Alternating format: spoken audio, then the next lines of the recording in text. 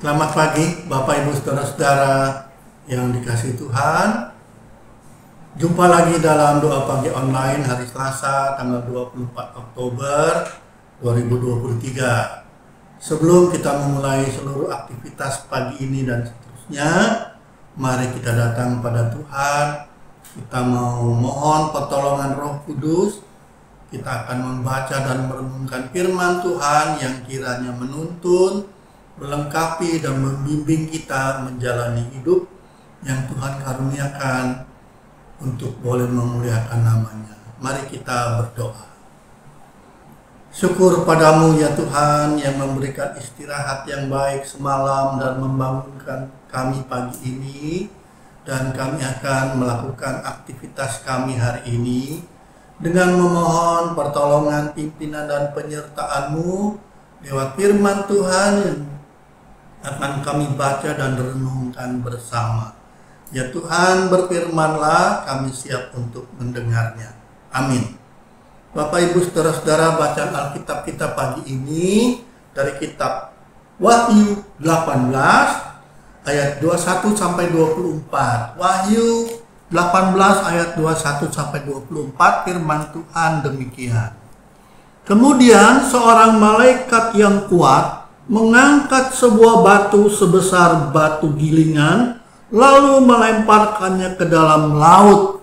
Katanya, demikianlah Babel, kota besar itu, akan dilemparkan dengan keras ke bawah, dan ia tidak akan ditemukan lagi. Suara pemain-pemain kecapi dan penyanyi-penyanyi dan peniup-peniup seruling dan sangkakala tidak akan kedengaran lagi di dalammu. Dan seorang yang ahli dalam kesenian apapun tidak akan ditemukan lagi di dalammu. Dan suara batu gilingan tidak akan kedengaran lagi di dalammu. Cahaya lampu tidak akan bersinar lagi di dalammu. Dan suara mempelai laki-laki dan pengantin perempuan tidak akan kedengaran lagi di dalammu. Sebab pedagang-pedagangmu adalah pembesar-pembesar di bumi. Oleh ilmu sihirmu semua bangsa disesatkan. Di dalamnya terdapat darah nabi-nabi dan orang-orang kudus, dan darah semua orang yang dibunuh di bumi. Demikian bacaan Alkitab kita, dan tema kita adalah disapu bersih. Bapak Ibu Saudara-saudara, mungkin kita masih ingat tentang Bahtera Nuh. Dalam kitab Kejadian pasal 6 dikisahkan bagaimana Allah berfirman bahwa Allah melihat betapa besarnya kejahatan manusia di bumi, dan kecenderungan hatinya adalah selalu membuahkan kejahatan semata-mata. Karena itulah Allah berfirman, Aku telah memutuskan untuk mengakhiri segala makhluk, sebab bumi telah penuh dengan kekerasan oleh mereka. Sekarang aku akan memusnahkan mereka bersama-sama dengan bumi. Itulah ketika Allah murka akan kejahatan manusia di bumi, dan Allah memberikan hukumannya secara global. Itulah karena kecenderungan manusia yang begitu jahat, dan Allah menyapu bersih seluruh makhluk dan umat manusia karena kejahatannya.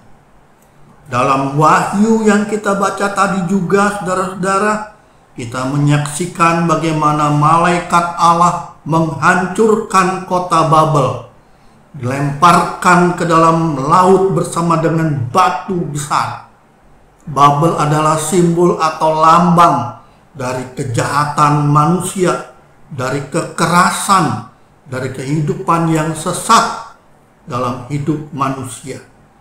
Saudara-saudara, karena itulah Babel dilemparkan ke dalam laut, menunjukkan bagaimana kekuatan jahat bersama-sama dengan kuasa kegelapan disapu oleh Allah. Saudara-saudara, tidak jarang ketika seorang nabi menyampaikan nubuatnya, nabi seringkali memakai gambaran-gambaran dalam berkhotbah atau menyampaikan beritanya untuk meneguhkan beritanya. Seperti misalnya tadi saudara-saudara, di dalam Wahyu penglihatannya dikatakan malaikat mengangkat batu besar dan melemparkannya ke dalam laut. Itulah berita untuk meneguhkan tentang penghukuman kepada Babel. Tenggelamnya Babel berarti berakhirnya seluruh pesta pora dan kejahatan yang dilakukan oleh manusia. Saudara-saudara, baik dalam kisah Perjanjian Lama dan kitab Wahyu, kita boleh melihat bahwa tidak ada kekuasaan apapun, tidak ada kejahatan yang dapat bertahan atau langgeng di muka bumi ini. Sejarah dunia dalam Alkitab pun dikatakan bahwa bangsa-bangsa seperti Asyur, Babel, Persia, Roma itu hanya dapat bertahan sesaat.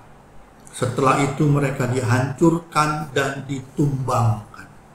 Sejarah memperlihatkan kedaulatan Allah. Saudara-saudara yang Tuhan kasihi, dalam kitab Wahyu ini sesungguhnya yang mau dikatakan adalah penghukuman atas kejahatan kota Roma. Babel adalah melambangkan tentang Roma, tentang kehidupan duniawi yang melawan Allah, yang digambarkan sebagai tempat tinggal kejahatan yang memabukkan, menyesatkan manusia dengan dosa-dosanya setiap hari. Saudara-saudara, mereka menggoda, memabukkan, dan menyesatkan. Ketika mereka dihukum, mereka dijatuhkan, mereka digambarkan sebagai batu yang dilemparkan ke dalam laut. Dalam kondisi itulah sampai sekarang Allah berseru kepada kita umatnya untuk tidak mengambil bagian dalam dosa-dosa keduniawian. Umat Allah dipanggil untuk senantiasa hidup dalam kebenaran. Walaupun seringkali kita menghadapi berbagai godaan dan cobaan, kita dipanggil saudara-saudara tidak boleh hidup serupa dengan dunia. Kita justru di tengah-tengah hidup yang penuh dengan godaan dan cobaan ini, Allah memanggil kita hidup benar. Saudara-saudaraku, semua ini memperlihatkan ketika Allah bertindak menghukum, maka tidak ada yang dapat menahannya. Manusia, kita ini seringkali beralasan, berlindung di balik segala macam alasan untuk melakukan apa yang sesuai dengan keinginan dan nafsu kita. Tapi ingatlah, keadilan Tuhan tetap berlaku. Semua kejahatan, kesombongan, keserakahan, kesewenang-wenangan, dan sok kuasa, Allah tidak akan pernah membiarkan. Allah akan datang memberikan hukuman. Allah tidak pernah menyayangkan hukuman bagi mereka yang jahat. Karena itu, kita senantiasa dipanggil bahwa hidup iman kita tidak dapat ditawar-tawar. Kita dipanggil hidup selaras dengan kebenaran dari Tuhan. Amin. Mari kita berdoa.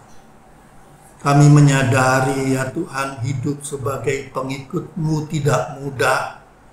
Begitu banyak godaan dan tawaran untuk kami menikmati dosa-dosa dengan kesenangan sendiri.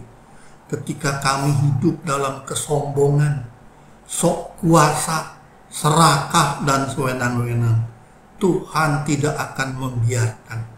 Datangnya hukuman itu pasti terjadi. Untuk itu kami mendengar firman-Mu, kami dipanggil hidup dengan kebenaran Tuhan, mewujudkan kebenaran Tuhan. Tuhan tidak membiarkan kami berjuang sendiri.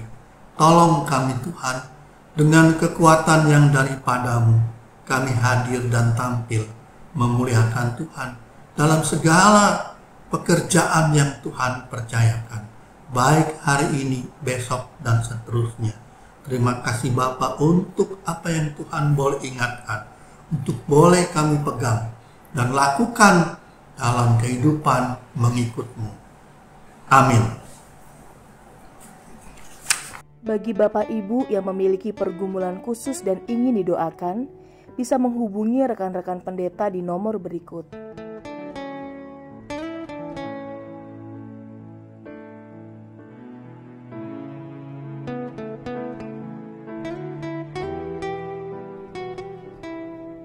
Tuhan Yesus memberkati.